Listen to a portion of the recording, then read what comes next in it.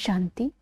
17 जुलाई 2025 की साकार मुरली से होमवर्क। आज की मुरली से फ्लो चार्ट को देखते हुए इसमें से किसी भी पॉइंट का मनन चिंतन करते हुए उसे धारणा करेंगे और धारणा करने से ही मेरे जीवन में क्या परिवर्तन आया इसको भी नोट करेंगे।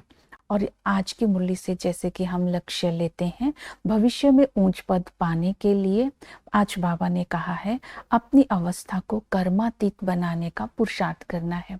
आज की मुरली से हम स्वमान लेते हैं। पहला स्वमान ये रहेगा, मैं पद्मा पदम सौभाग्यशाली आत्मा हूँ। अंतर्मुखी बन करके एक बाप की याद से अपने अंदर श्रेष्ठ संकल्पों की शक्ति को जमा कर इन श्रेष्ठ संकल्पों को विश्व सेवा में लगाकर पद्मा पदम सौभाग्यशाली मैं आत्मा बनती जा रही हूँ। आज की मुरली से प्रैक्टिकल में होमवर्क रहेगा, अपने पुरानी आदतों और संस्कारों का संस्कार करना है। पुरानी आदतों और संस्कारों का संस्कार करने के लिए पहली विधि रहेगी रियलाइजेशन, सच्चे दिल की महसूसता।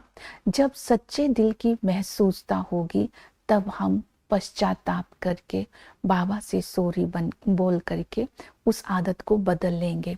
दूसरी विधि बताई हम प्रायश्चित। बाबा ने कहा कुछ ऐसे कड़े संस्कार होते हैं जिनको बदलने के लिए सेल्फ को पनिशमेंट करना पड़ता है, तो सेल्फ पनिश करना है, तो सेल्फ को पनिश करके उस संस्कार को खत्म करना है। तीसरी विधि बताई व्रत। व्रत अर्थात दृढ़ संकल्प। जब हम किसी बात का दृढ़ संकल्प कर लेते हैं तो उस संस्कार को, उस आदत को छोड़ सकते हैं। उस दृढ़ संकल्प को अमृत वेले उठ करके स्मृति का पानी भी देंगे। इस तरह संस्कारों का संस्कार करेंगे। आज की मुरली से जैसे कि बाबा ने कहा कर्मातीत अवस्था को प्राप्त करना है। कर्मातीत अवस्था कहते हैं संपूर्ण पवित्र अवस्था या संपूर्ण निर्विकारी अवस्था, जीवन मुक्त अवस्था। इसके लिए आज पुरुषार्थ की विधियां जो बताई है, पहली विधि बाबा ने बताई माया जीत बनो। बाबा ने कहा कि माया जीत बनो, स्मृति रहे हम शिव शक्ति पांडव सेना है। ये शिव शक्ति पांडव सेना, ये टाइटल आत्मा को आज बाबा ने दिया। इस स्मृति में रह करके माया पर जीत प्राप्त करनी है। अगर माया पर जीत प्राप्त नहीं करते हैं तो माया गफलत करा देगी, पद भ्रष्ट हो जाएगा। इसलिए माया पर जीत प्राप्त करने की भिन्न भिन्न विधियां जो आज बाबा ने बताई है वो बुद्धि में रखनी है। जब हम माया पर विजय प्राप्त कर लेंगे, इसी को बोलेंगे स्व का कल्याण करना। तो स्व का कल्याण करने के लिए इंद्रिय जीत बनना है। बाबा ने कहा अपनी इंद्रियों, कर्म इंद्रियों की जांच करते रहना है। अपने कर्म इंद्रियों को जांच करने के लिए अपनी पॉकेट में एक डायरी रखनी है जिसमें हम कर्म इंद्री का जो भी दिन में गफलत होती है वो नोट करेंगे और रात को बाबा को पोता मेल देंगे। आज सारा दिन कौन सा विकार हुआ और कौन सी कर्म इंद्री ने धोखा दिया और देह अभिमान से मुक्त कहाँ तक रहे, क्योंकि देह अभिमान के कारण ही कर्म इंद्रियां धोखा देती हैं। तो इस तरह आज मायाजीत बनने की विधि बताई कि अपनी बुरी आदतों को छोड़ना है और अपनी कर्म इंद्रियों को जीतना है। जैसे कि बुरी आदतें हैं चोरी करना। दूसरी बुरी आदत बाबा ने बताई लालच, लोभवश कुछ भी धन इकट्ठा करना, मोह, कुदृष्टि। ये बुरी आदतों को छोड़ने के लिए अपनी कर्म इंद्रियों की आज कड़ी नजर रखनी है। सबसे पहले बाबा ने अटेंशन दिलवाया, बुरी आदत है चोरी। तो बाबा ने कहा इसका कारण है जीव का स्वाद। जीव के स्वाद के कारण किसी चीज को देखते हैं तो उसे छिपा करके खा लेते हैं। मायावश हम चोरी कर लेते हैं तो माया कान नाक से पकड़ लेती है। तो इसलिए इससे छूटने के लिए अपने आप को बाबा ने कहा फटकार देनी है, फटकार लगानी है। दूसरी विधि बताई जब हम किसी चीज को में बुद्धि जा रही है तो उस समय अपने आप को पनिशमेंट देनी है। तो फटकार लगानी और पनिशमेंट देने से इस बुरी आदत से अपने आप को छुटकारा पाना है।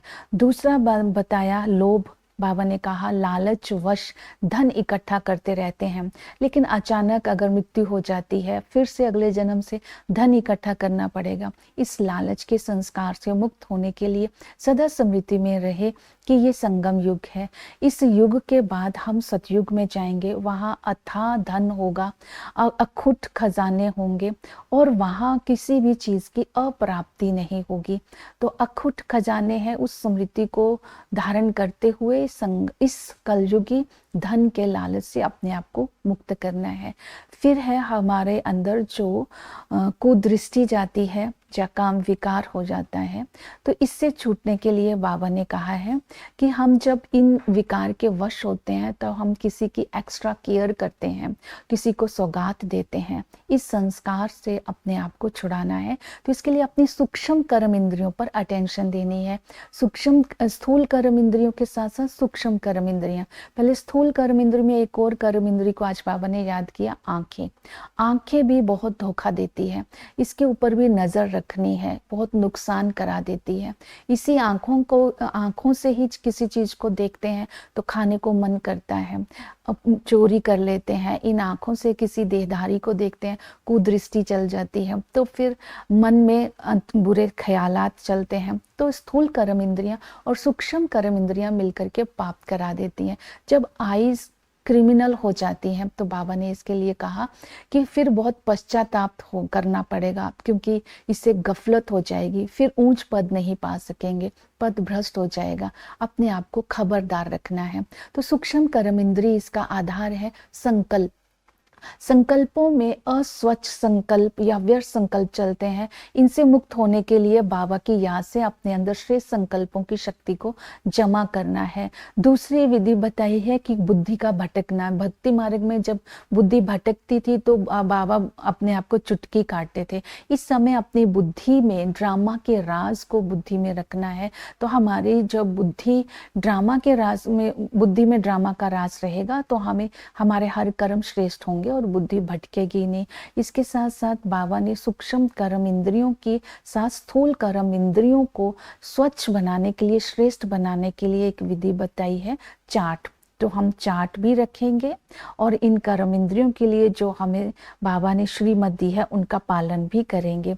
इसके साथ बाबा ने बोला कि तुम्हें कर्मातीत अवस्था को प्राप्त करना है तो संपूर्ण निर्विकारी बनना है। संपूर्ण निर्विकारी बनने के लिए आज इस स्थिति को बुद्धि में रखेंगे, मैं निराकारी निरअहंकारी आत्मा हूँ।